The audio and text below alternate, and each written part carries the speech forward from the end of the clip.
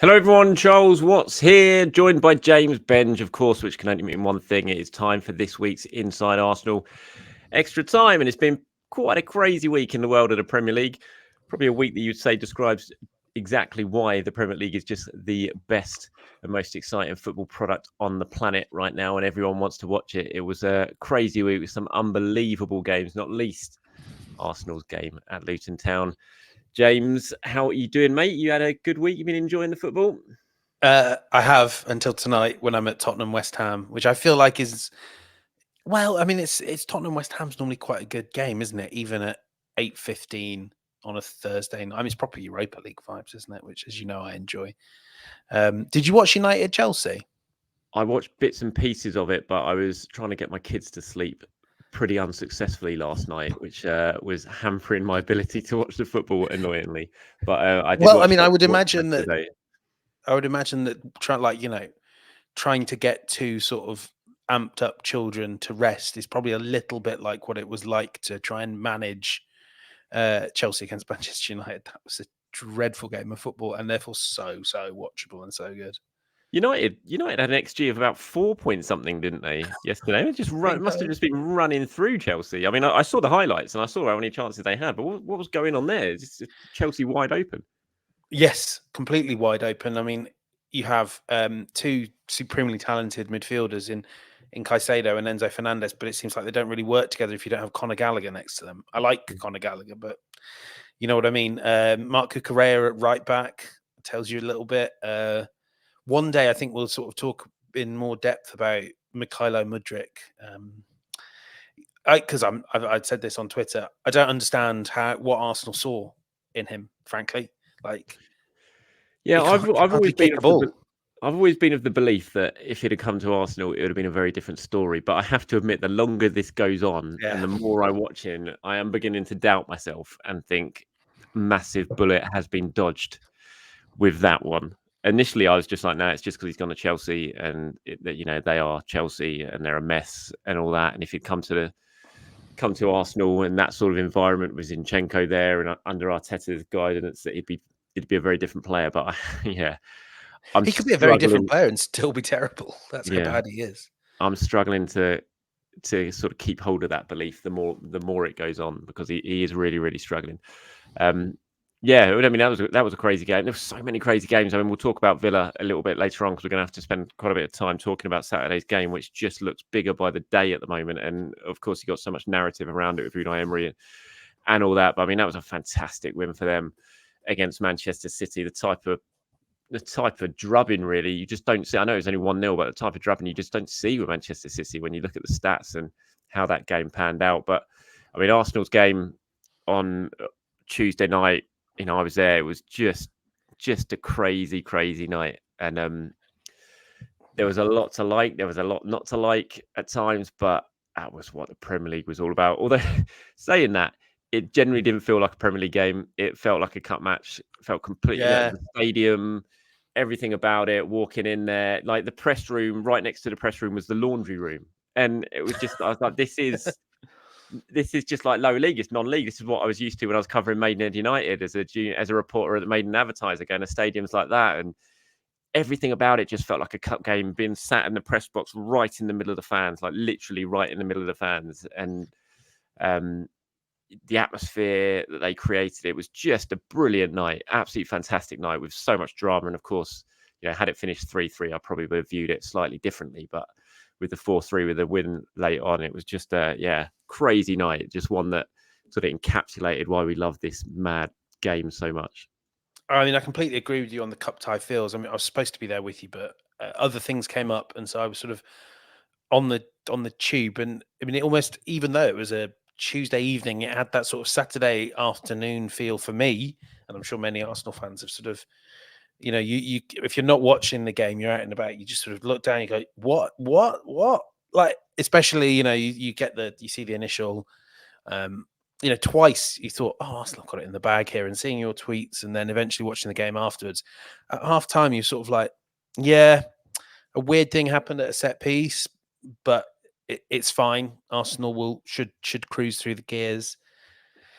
Boy, did they make it hard for themselves. And I'm sure we will pick on some of the things there, but equally, you know, I caught the final 20 or so minutes, and actually there was this sort of quite strange sensation where I felt like Arsenal had no doubt the goal was coming.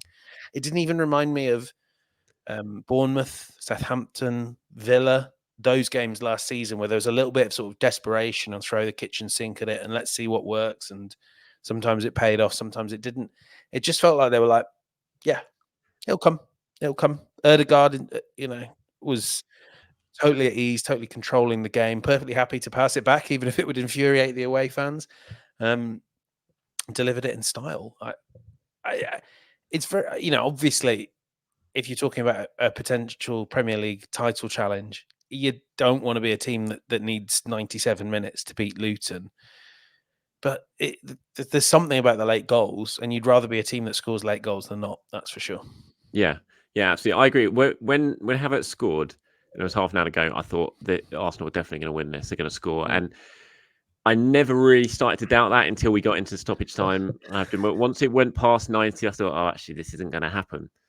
But because it always felt like it did, and you kind of felt like the Luton fans felt like it was coming as well. You could see there was the Luton players were dropping deeper and deeper, and the fans were trying to get them to get out, and there was just that atmosphere of there's a goal coming here, there's a goal coming. But I think it was when Havertz put that header over on about 87 minutes when I think it was Zinchenko stood that cross up and Havertz put it over. I was like, oh, they're not going to get a better chance than that one in the remainder minute. I don't think they did either, because I think that was an easier chance than Declan Rice's one. And yeah, a fair play to them. You know, they kept going, and then, like you said, these late goals, although it's not great for the heart rate, and like you want to be winning games far more comfortably than that, they do just add that extra little bit of belief of, you keep going, we can get this goal. And Arsenal really feel that. It's obvious they feel that now, because they've done it so many times this season, last season, that they know if they keep going, they can get another chance and they can score a goal. And we saw how successful Manchester United were back in the day because of that, and that belief that they could just keep going until the ball eventually would go in. And I think that not only does that sort of help Arsenal and their mentality, but I think the teams they're playing against as well know that this is a team that score late goals. We can't, and I think sort of mentally that probably plays into it a little bit as well, that they just that no one will ever feel safe playing this Arsenal team, I don't think, because they know they've got the ability to strike late and keep going. And it was just a fabulous night. Honestly, it was. I haven't, although they put me through it as a fan and as a reporter, because you had the classic rewrite once the goal went in. It was one of those games you came out of it and you just think, God, I love football. It's so bloody good when things like that happen. I'm sure all Luton fans leaving the stadium weren't thinking those exact words, but yeah, it was a really enjoyable night of Premier League football, and I think it's just capped what's been a really great week of Premier League football all round. There's been so many exciting games, so many goals. And they've got City at home, haven't they, this weekend? It won't be easy, honestly. They haven't lost a game at home by more than a goal. Yeah, no, they did the same to Liverpool, didn't they? Yeah, well, Liverpool needed a late equaliser in that game, didn't they? I mean, Tottenham, to be fair, that was a good 1-0 win for Spurs, because they had 10 men for a lot of time, and I think Tottenham was a little bit different. It didn't, although I didn't watch it, but I don't think Luton absolutely banged the door down to try and get an equaliser after Tottenham scored. But they're going to cause teams problems. They've got real belief about them. They play with real intensity. They're brilliant from set pieces, as Arsenal found out, although Arsenal didn't help themselves in that regard. But yeah, no, they'll cause teams problems. I think they're a good addition to the Premier League this season. I think ultimately they will go down, but I think they're a good addition to the Premier League. You've had some teams that have come out that have just been cannon fodder and not great and haven't really added anything. But I think just that stadium for a season being there, that noise, that atmosphere, I think it just brings something a little bit different to the Premier League. And I think that's really important at times in this sort of product, when it's all about the sparkling new stuff and the money and everything like that. When you get a story like this and you get a team like this in a stadium like that, I think it adds a lot. And I think that probably sort of all added up to my feeling of what a great night of football it was to be there. But I mean, I don't want to actually talk about Raya and Ramsdale too much, because that's gone on, and I've spoken about it on my shows already this week as well, and I know people are getting bored of it as well. And look, Raya is going to be in goal at the weekend against Villa. I'd be surprised if that's not the case.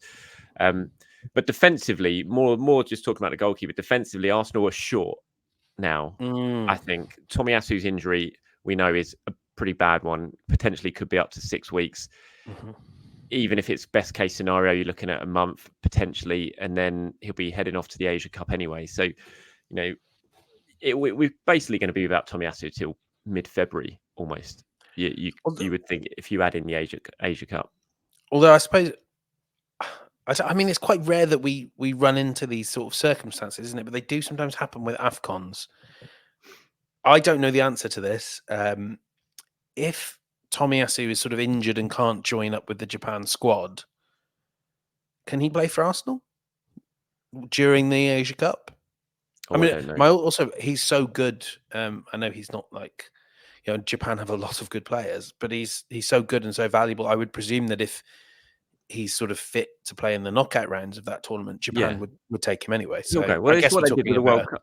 It's what they did in the World Cup in Qatar, wasn't it? He wasn't fit at the start of that, but they still took him, and then he went and they started playing him as they got deeper into the competition. So I think it would be exactly the same. Like you said, he's so important. He's such a key figure, off the pitch as well, that I think whatever happens, he'll go. They'll take him. And then you are looking at a scenario, and they're going to go quite far. Yeah, exactly. I mean, mid-February potentially for Arsenal to get Tomiyasu back now, and that's on top of the Timber injury. And what do you think in terms of Arsenal's priorities for January now? Because we're really close. So what's the date today? The 7th of December. It's just a few weeks away now, the January transfer window. And we've discussed it on previous shows before in terms of what Arsenal's priority could be. It was certainly shaping up to be midfield. Do you think that this injury to Tomiyasu now might change Arsenal's thinking in terms of the January transfer window and the need to bring in reinforcements, even if potentially it might be a short-term, even a loan option, something like that? Do you think suddenly defence is becoming a lot more important when it comes to January? Yeah, I certainly think it might, but I think you're right that it's a loan option, because it's a really weird calculus where at fully fit, I think, there's half an argument Arsenal are one short in defence, but a fully fit squad of Timber, Kiwior, Zinchenko, I'm just going through, right back, full back, White, Tomiyasu, etc., and the centre backs. I don't think that needs much. No. And the good players there are not easy to come by. I mean, it doesn't have to necessarily be a loan. Potentially, there's an argument for bringing forward some summer business there, because the grey area here is Arsenal need Tomiyasu right now, and they'll need him for he'd be perfect for Leon Bailey, for Mo Salah, for those opponents that Arsenal are going to run up against. And when we talk about Villa, I'm intrigued to get your thoughts on Kiwior versus Zinchenko for that game. But then you get to January and you've got the FA. I mean, they play as well. They play on New Year's Eve, don't they, away at Fulham? Yeah. Lovely. I mean, that would be perfect New Year's Day game, but lovely little walk in the park that on New Year's Eve. But then January, you've got FA Cup third round against Liverpool, 2 weeks off, and then you're back into the Premier League against, I think, is it Forest? It's a fairly easy January. So kind of by the time you get to a place where you can add bodies to your squad, the worst of it's probably over. I suppose a lot of it depends on when Partey comes back from AFCON, or indeed if he comes back before. I don't think that's particularly likely that he'd play more than 2 or 3 games before AFCON, and that is a sort of ambitious view of it. It's a tough thing where you really don't want to be committing long-term money to solve a problem that might only kind of emerge in those games against Forest and whoever comes next. Yeah, it's Palace. So, there's 2 Premier League games in January. Basically, got Palace on the 20th, and then the Forest on the 30th. So, and Ben White is a bit of an Iron Man, isn't he? Like, if you said to me, pick a player that you think can play every single game, one every 3 days for a month, it's Ben White would be right up there. He would if he hadn't just been suffering with this injury that they've been nursing him through. Mikel says that he's now fine from that, which obviously we've got to take that on face value. And if that's the case, then that's great. But I think it is a worry. But I get exactly what you mean. I think it's really hard to go out and spend big money on someone in January just for defensive cover for a couple of injuries that potentially Timber might be back. Best case scenario, I don't know, March. And then Tommy certainly mid-Feb. You would hope he'll come back from the Asia Cup and it'll be fit. It is a really difficult one, isn't it? It's always you want another body in, but can you really spend big money to get unless they've got someone in mind who they really want in the summer, like you said, and they can fast track it and they think, we were going to do this anyway in the summer. This isn't going to muck up our plans because he was part of our plans anyway. Let's just try and get him in January, much like they did with Kiwior, because they fast tracked that. Kiwior in January, that wasn't the initial plan going into January, and then they decided to move it up. I mean, your friend here, he's being linked now. He's actually being linked. I send it to you. I think Romano has said it. Arsenal are interested in him. I can't back that up at all with anything, but maybe you're right. This is the man to go for. Would like Leverkusen let him go mid-season though? But he's certainly a person who could give you a bit of an option at right back. Although, like you said, he seems to be better suited in more attacking sense than a right back. I'd love it. I mean, I certainly get the sense there are a few people out there who are just sort of throwing some names at the wall and making sure that they can say they said something. It made me laugh. He's been linked, and Paulinho for Fulham now as well being linked. So there's basically the two players that we both suggested now are being linked. So that wouldn't be too bad. Yeah, if there's just a sort of 70 million round the back. Yeah, sure. Fine. Yeah. I mean, Paulinho, no thanks at any stage. Increasingly vehemently, I'm like, no, 29, no thanks. Are either of those players that, Frimpong obviously I think should be, but I just don't know that they're players that you'd want for the long haul. I'd be fairly open to, sort of old man centre back comes in, the 2024 version of when Arsenal got Sol Campbell, and he came and played. How many games did he play that season? Quite a few, actually, in the end, wasn't it? Because this was Arsene Wenger's Arsenal centre backs, so there were always four of them injured at any one time. I don't know who the name. I couldn't name a name there. I mean, my head immediately goes to Sevilla. Jesus Navas, Sergio Ramos.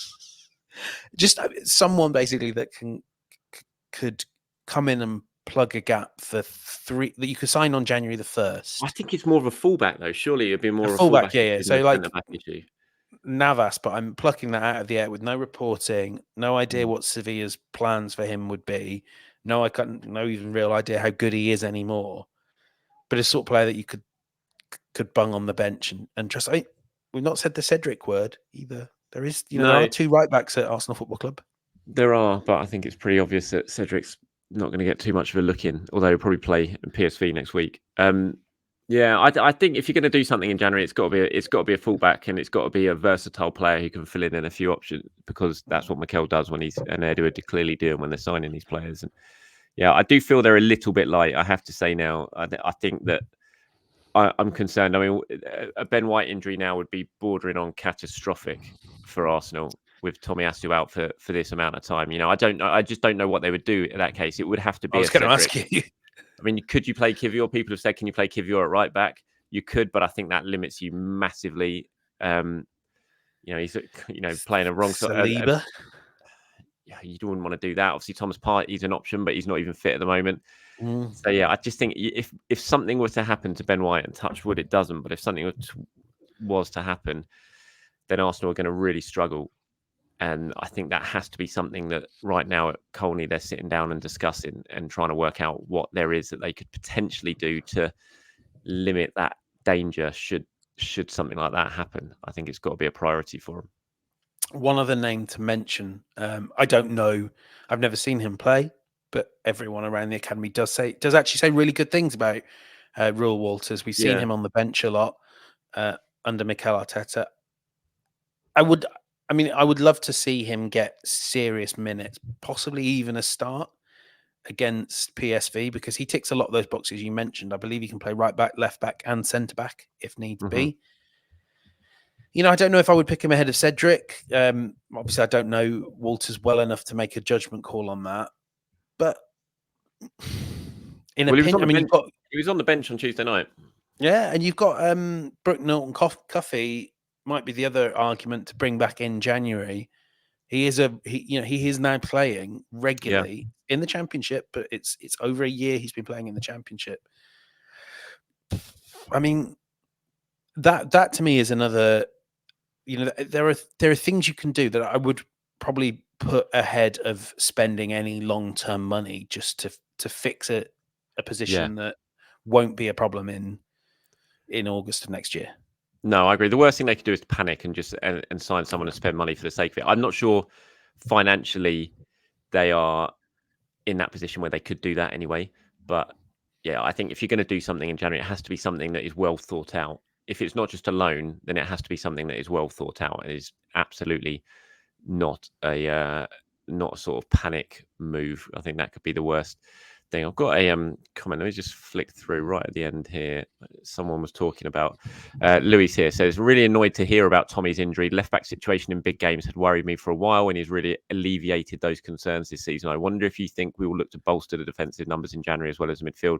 Long-term timber will obviously be there, but short-term we feel very short now. I reckon we're one injury away from real trouble. So this is basically exactly what we've just been talking about. And it is that the thing is with that Tommy injury, it is just at the worst time. Like you said, he definitely starts this weekend if he's fit. Definitely starts at Anfield on the 23rd if he's fit.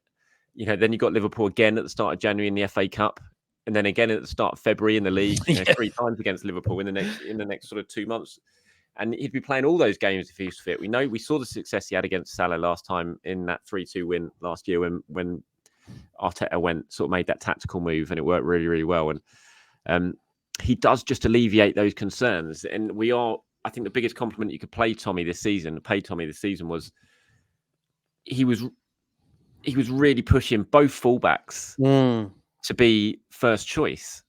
And that says an awful lot about the performances he's been putting in and how strong he's been and how solid he's been. And there was certainly a case of, for the left backs especially, we were basically at a stage now where one was depending on who you were playing, one was a Tommy game, one was a Zinchenko game. And that's, Tommy had pushed himself into that. There wasn't just a first choice anymore. It was basically 2 players for one spot, and one of them would play depending on the opposition. And I think that says a lot about how impressive he'd been since the start of the season.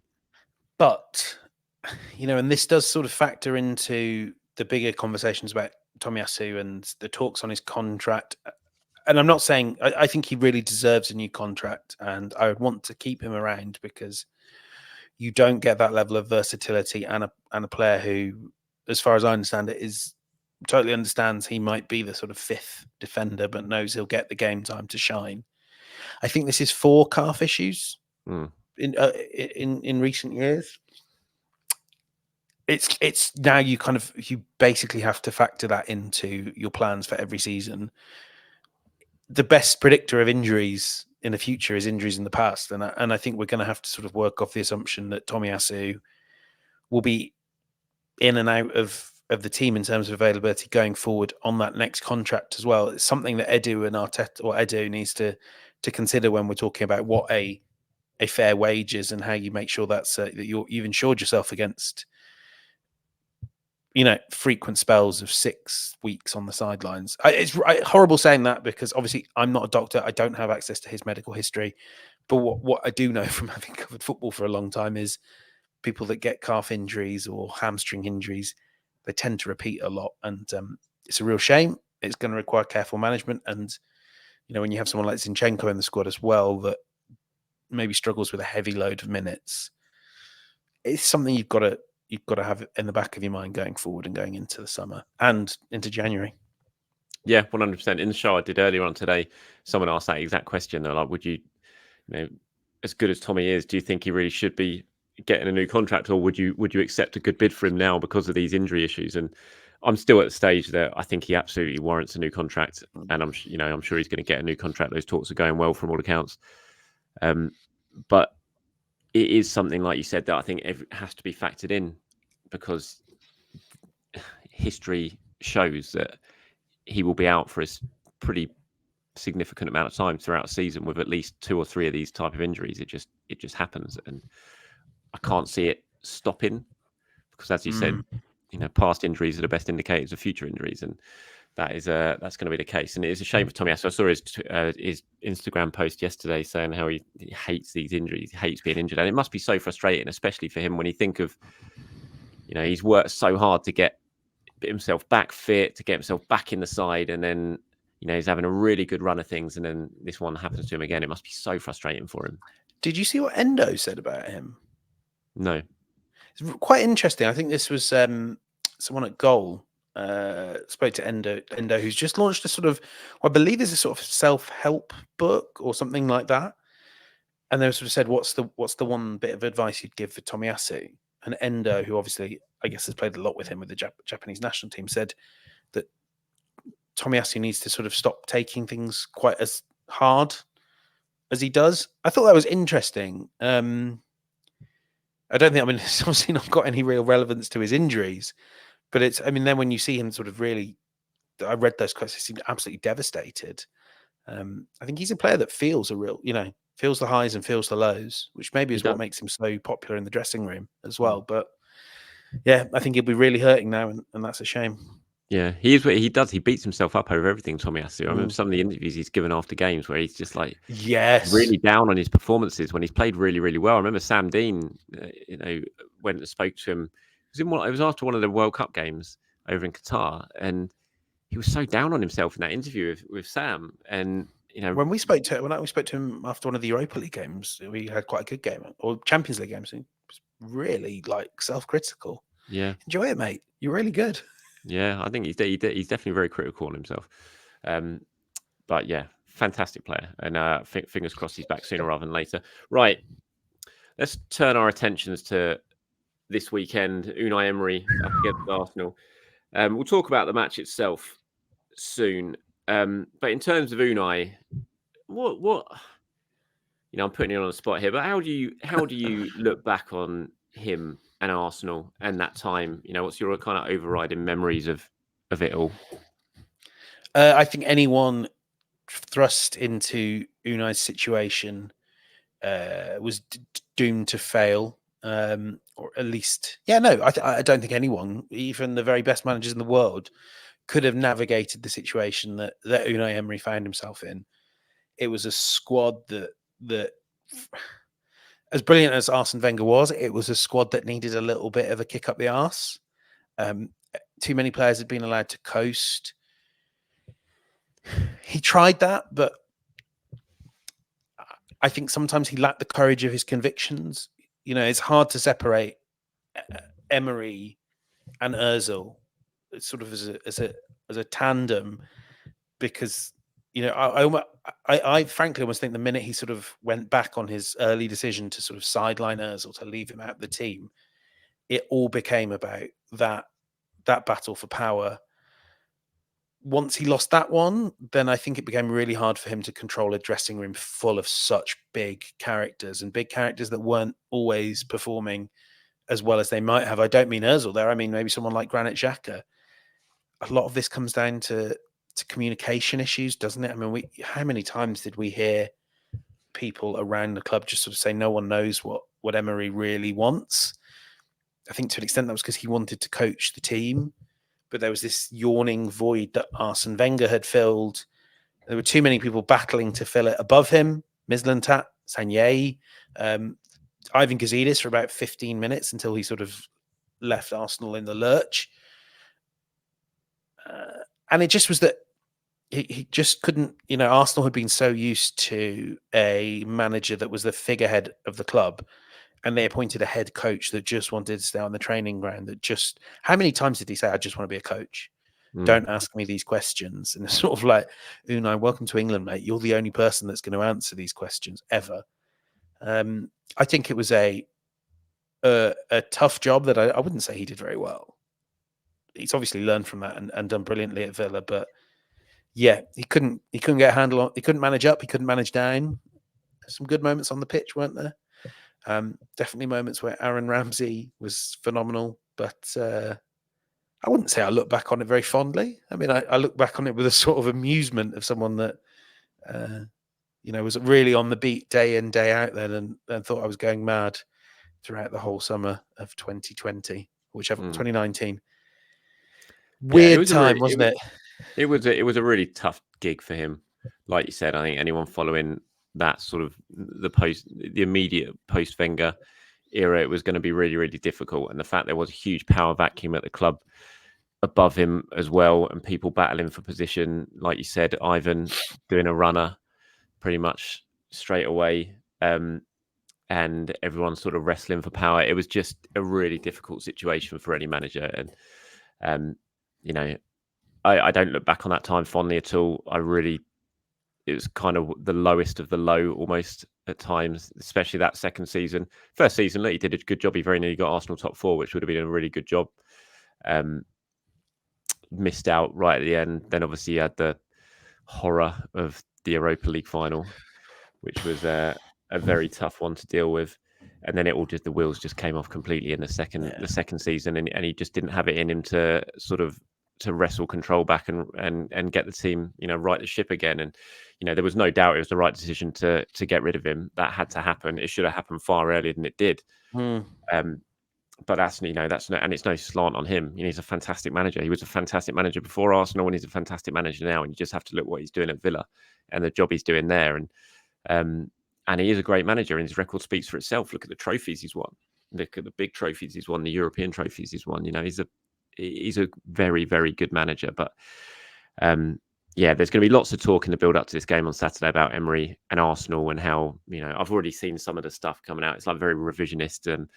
Arsenal, Emery proving Arsenal wrong and all that. They didn't. Whatever he does now and whatever he does in the future will not prove Arsenal wrong. It was the right decision to get rid of him. They absolutely had to get rid of him. That couldn't continue. The whole thing was broken. It was so obvious.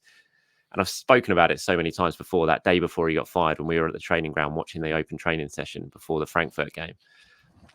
And I mean, you literally had to be there for 20 seconds to see the whole thing was completely untenable, and he had to go. I mean, it's since was proven. Within a few days, we found out that the decision had already been taken before that, and he'd already been fired basically. But they just didn't announce it until after the Frankfurt game. He didn't know, obviously, but they'd flown off to America earlier on in the week to get the permission from the Cronkies to fire him anyway. So they're already taken the decision. But it was so obvious. And to give you a sense of how hard, because I know for a fact you got this. You were hearing the same things. To give you a sense of how hard it was for Emery, because there was so much chaos above him. I think it was maybe 2 or 3. It was the international break before, and wasn't that the first game after the international break, the Southampton draw? The dates get a little bit muddled, but certainly there had been next to no time after the final international break of the year. And in that time, I was told, and I believe you were told as well, Arsenal are not a sacking club. We don't sack managers. We want to give them time. And actually, genuinely, that's what was sort of going through people's heads. And then within one game, everything, they were like, oh, I guess we are a sacking club. There was just so little leadership above Emery. That's why I kind of think no one could really have done that job. But it doesn't mean he did a good job. No, but they didn't help him at all. They went and chucked Nicolas Pepe at him when he'd been pushing them for Wilfried Zaha, and who would have made it? Who would have made a much bigger impact had they signed that summer Zaha or Pepe? I mean, it's just, it could have been completely different if Emery got his hands on Zaha there. We saw what Zaha did in the Premier League for the next few years after that. He was one of the most unplayable attackers there was, and he could have made a huge impact at Arsenal, and that's who Emery pushed for. But they gave him the complete opposite player, basically. And so that's the sort of thing he had to work with as well. So those above him absolutely did not help him whatsoever. And they deserved just as much. Could have been different if he didn't play El Neni. Was it an El Neni Guendouzi double pivot against Palace with Mustafi at the back? I remember he was throwing games left, right, David Luiz came in. David Luiz came in as the double pivot in the Frankfurt game, but then got injured before half time, so that experiment got scrapped as well. Oh, that Frankfurt game is just one of the worst memories of my whole Arsenal following life. That was just rock bottom, absolutely rock bottom. But yeah, there was Emery. It didn't work. It absolutely didn't work, and he had to go. But those above him didn't help him in the slightest in that. And I think anyone would have struggled in that position. And I'm really happy to see him doing so well at Villa, because he was a genuinely really nice guy who really did try. The communication was a big issue with us, with the players. staff.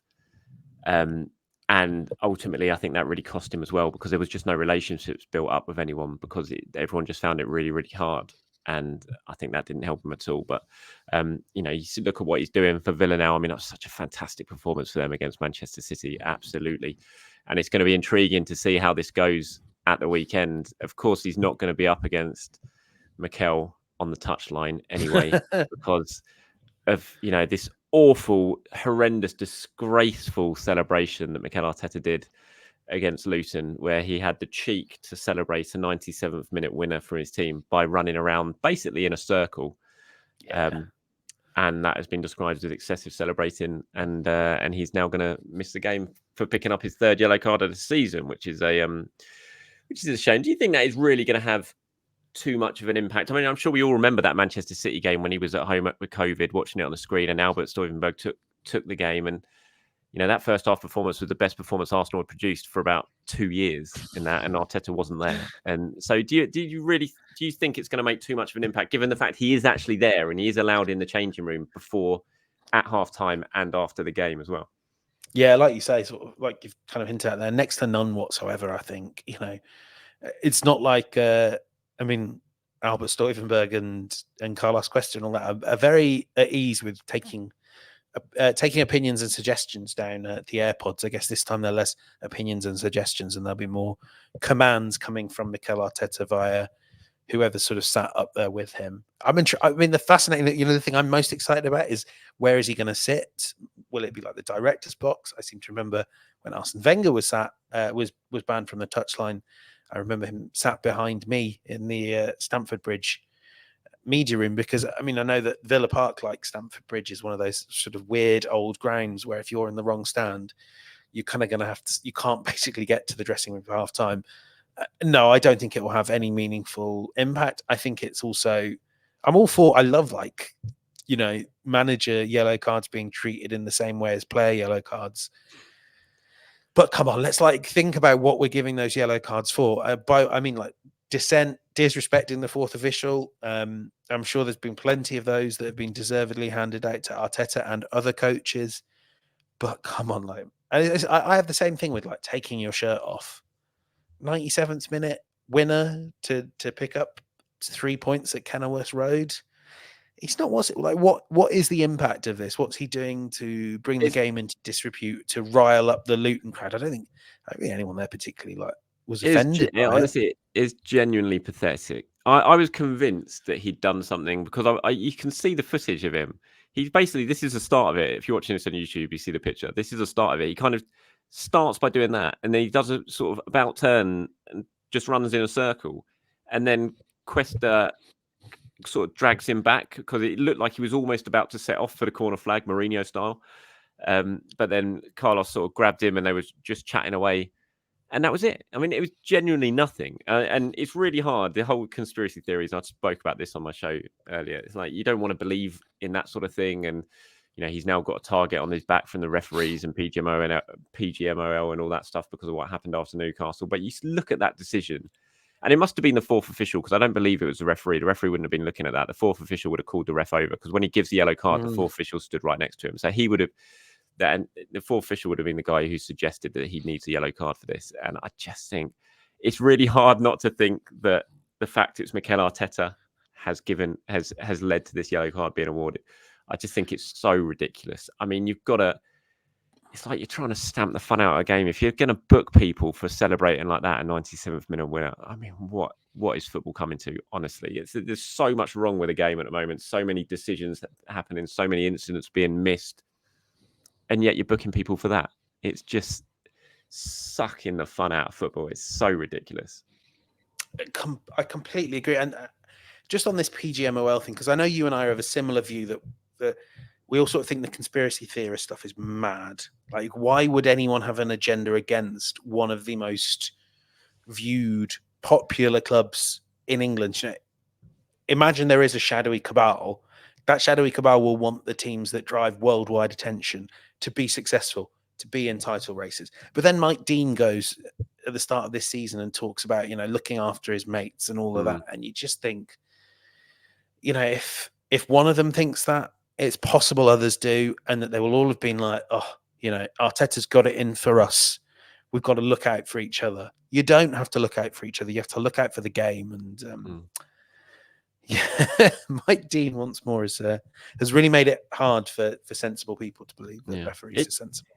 It's just one of those things that adds to the list of, you just think that, I don't know. It's just, I bet that doesn't happen again to another manager. I bet no one else gets booked for celebrating like that. If they, De Zerbi the other day went literally full length of the pitch to the away fans. Yes, the game had finished, but you can still yellow carded after a game's finished. Klopp does it all the time. Klopp literally riles up the crowd because he knows, yeah. It's just, and you go back. It's like that Martinelli sending off against Wolves a couple of years ago. It's like, when have you ever seen that happen before or after? You think of Tomiyasu red card at Palace this season at the start of the season.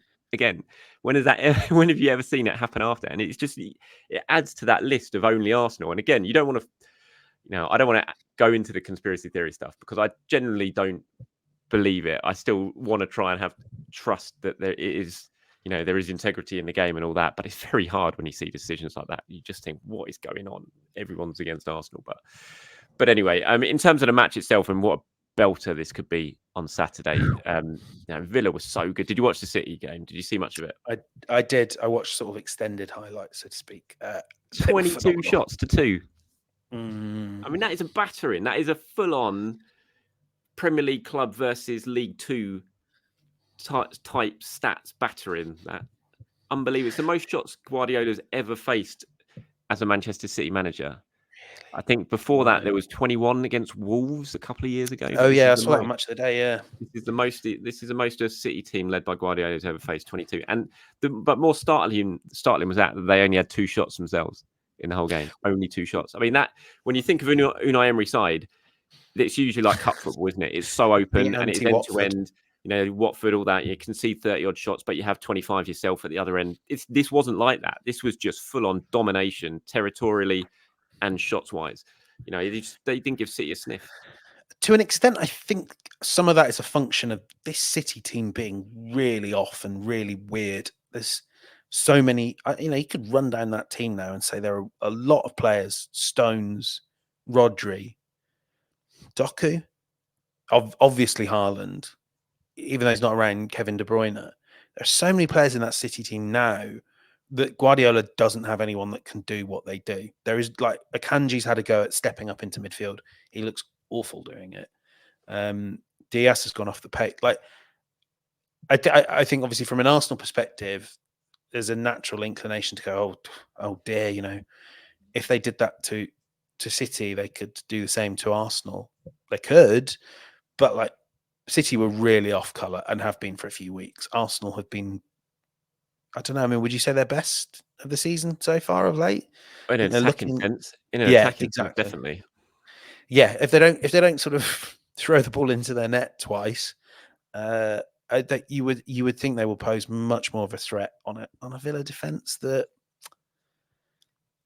it's giving up a lot of shots and a lot of XG and a lot of chances, and it helps them that they have.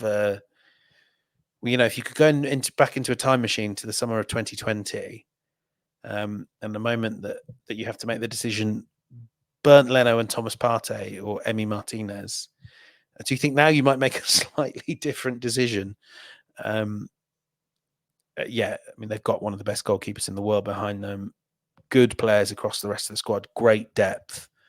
It's going to be tough, but I wouldn't let that, and I'm sure Arteta won't, I wouldn't let that result they've just had cow Arsenal at all. I think Arsenal are capable of going to Villa Park and ending this brilliant winning run. I'm so excited to be at Villa Park though. 5:30 under the lights. It's going to be amazing. Yeah, I'm not at. And then we're going snobs after. Oh, you're not coming? I was going to say we go snobs after. No, classic Birmingham nightclub.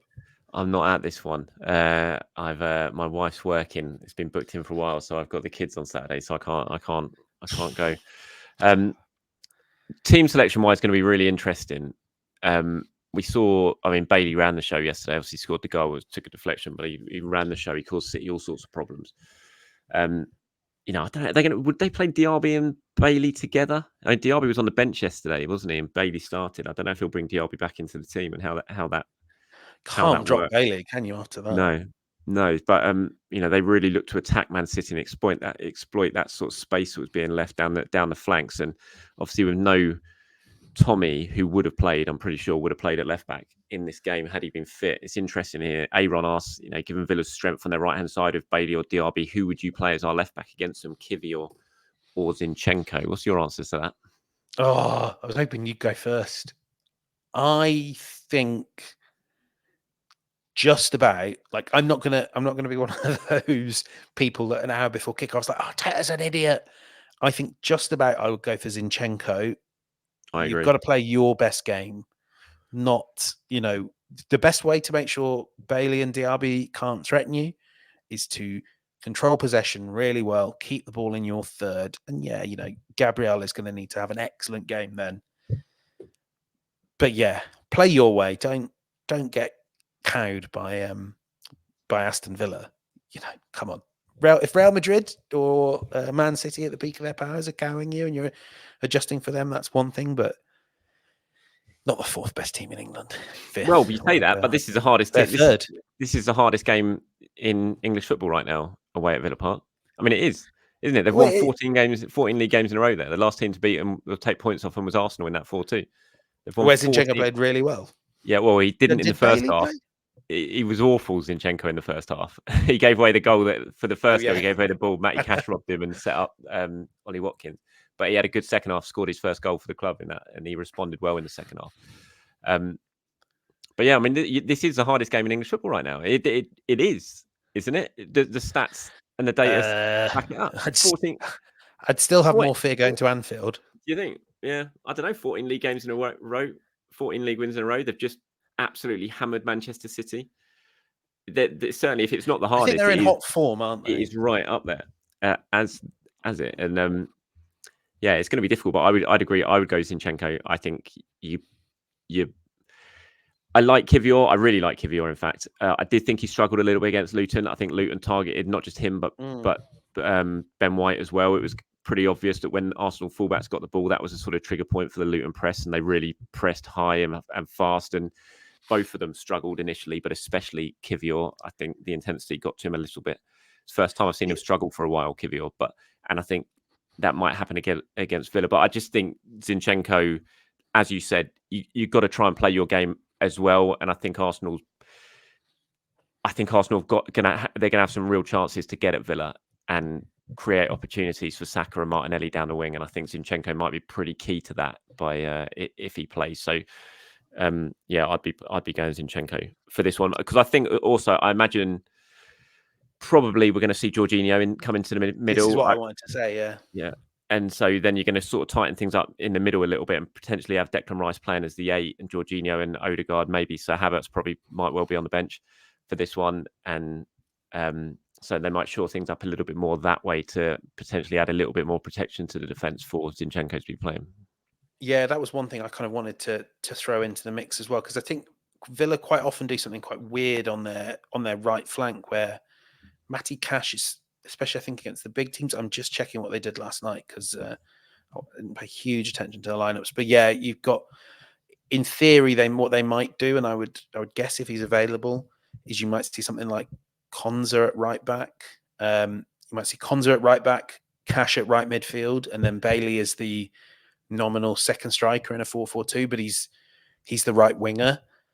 And so then I think that's when I'm kind of looking at sort of Declan Rice on the left side of midfield to make sure that there's balance. Because, if Villa don't do that, if they want to play Cash and Bailey as their right flank, well, Gabriel Martinelli's going to have just as much fun going forward as Bailey or Diaby would.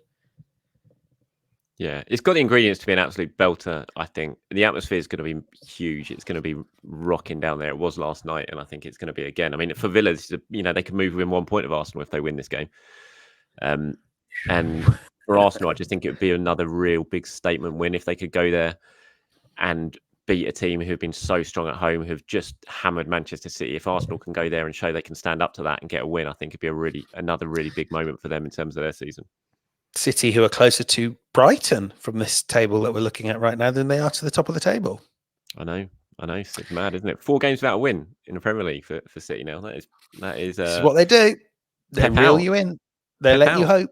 Not good enough. They let you hope.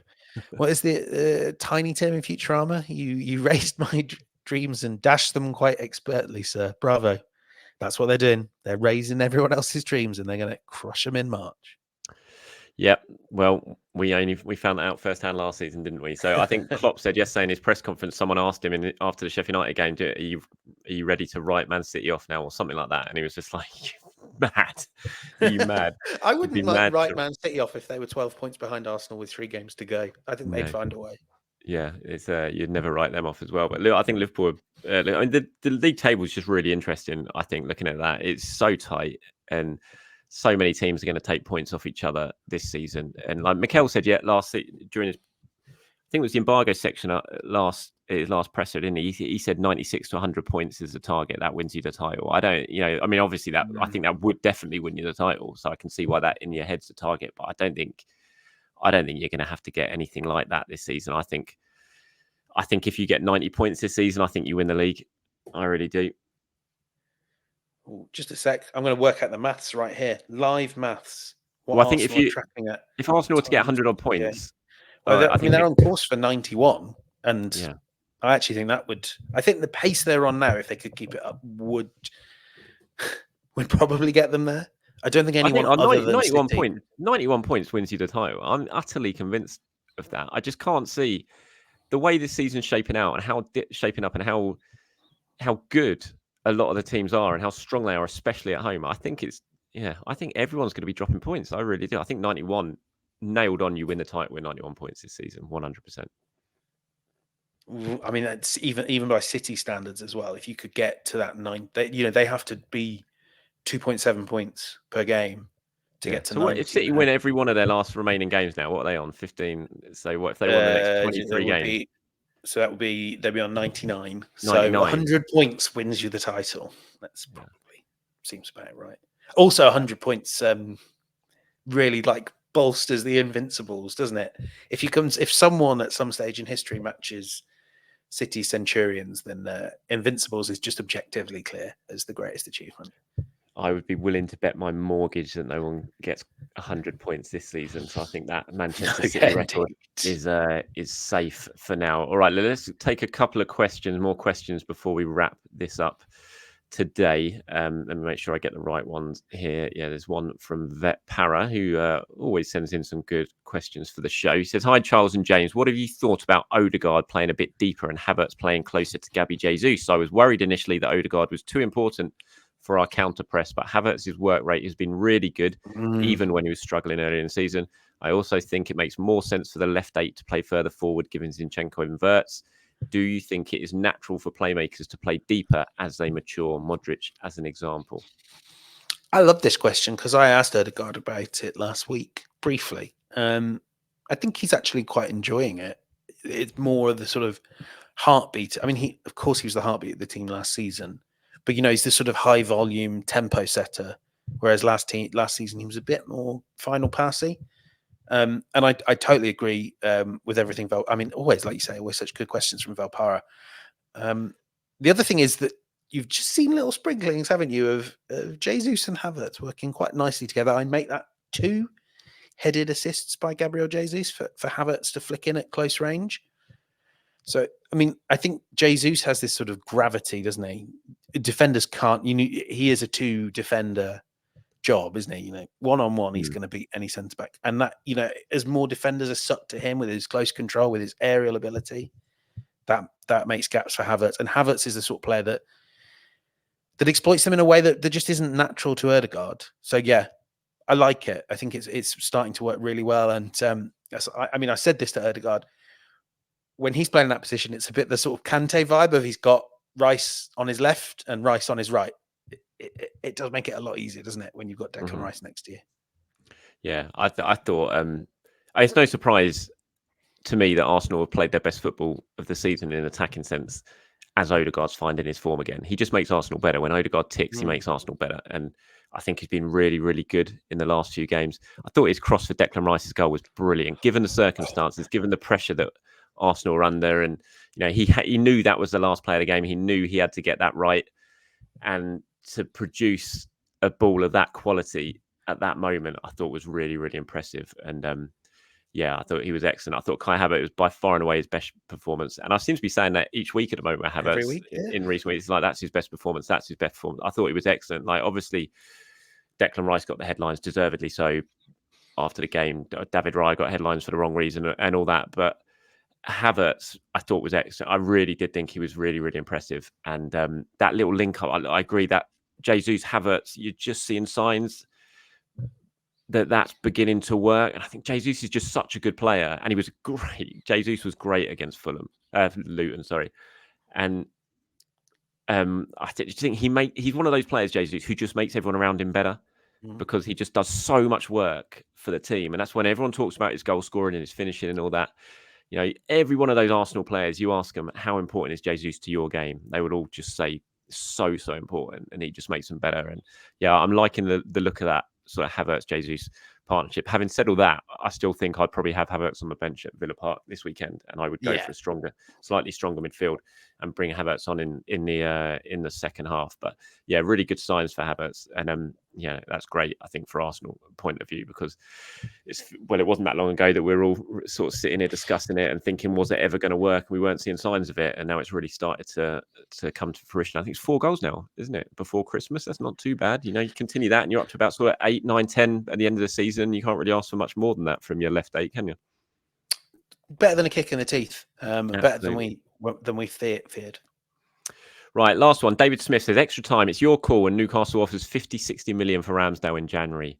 Would you take it? I'll give my one first on that. I would. I think, having said I wouldn't sell to Newcastle, it depends on the price. If they offered 60 million, I would take it. If they offered like 40 million, I would say no. 30 million, I'd definitely say no.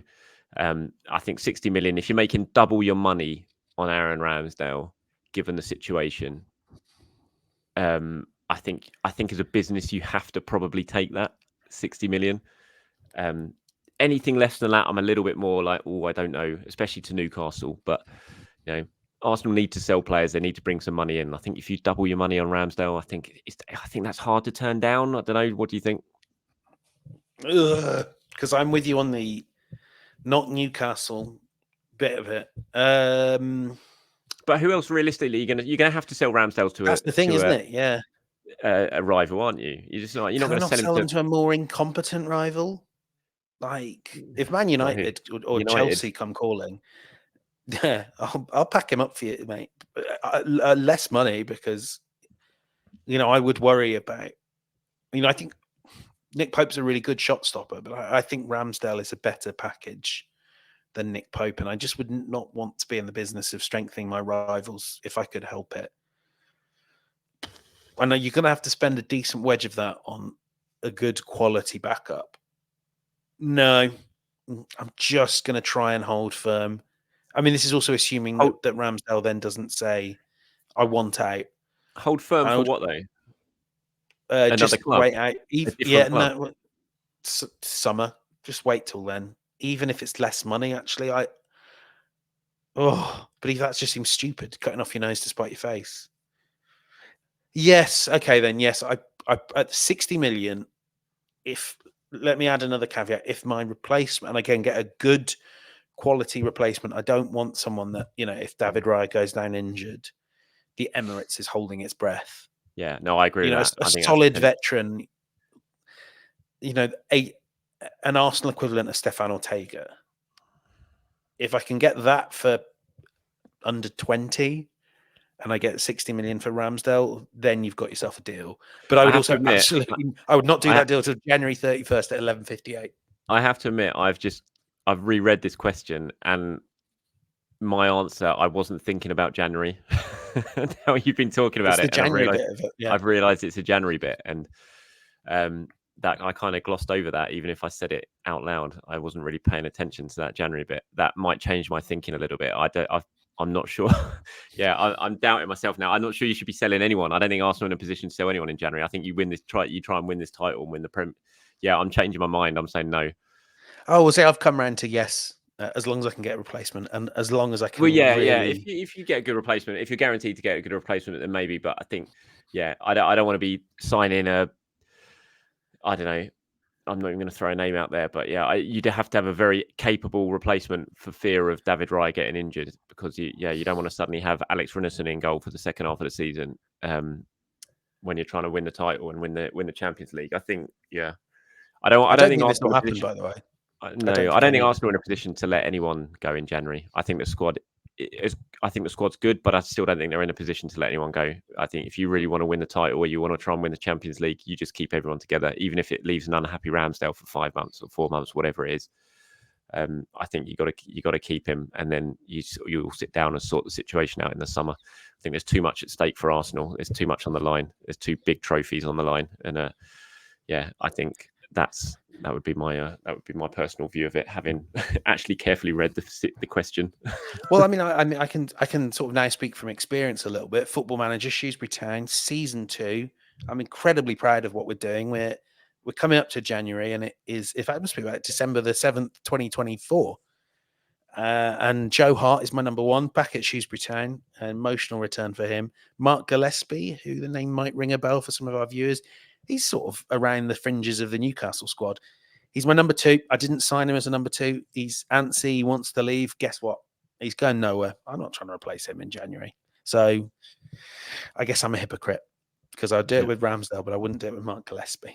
You got to be tough as a manager. You got to be tough, even if it annoys the players. You got to be tough. Cool. All right. I think that's it for today, mate. We're over the hour mark as always. So thank you very much. What's your plan? Oh, you're going to Villa Park, aren't you? Villa Park, yeah. I'm looking forward to it. I'm very, very jealous. That's going to be one hell of a game. I'm very, very jealous. One of the best atmospheres in the Premier League. Yeah. Yeah, it was special. It sounded special against City, and it will definitely be loud. That old classic cliche of quiet in the crowd, Arsenal, get in there, early goal, quiet in the crowd, get control of that game. And judging by the game against Luton, try not to give away a set piece. Right. Have a good one, mate. Enjoy, safe journey and all that. Yeah, I'll see you next week post PSV. Indeed, yeah. We've got Champions League. That's going to be an interesting one. Yeah, what are they going to play in that one? So yeah, I imagine we'll probably get back together on. Is that Tuesday or Wednesday? It's Tuesday, isn't it? That's a Tuesday game, so we might have to do early Wednesday, but we'll save the viewers our scheduling chat. Yeah, it'll be at some point next week anyway. All right, mate. Have a good one. I'll speak to you soon. Speak soon. Bye bye.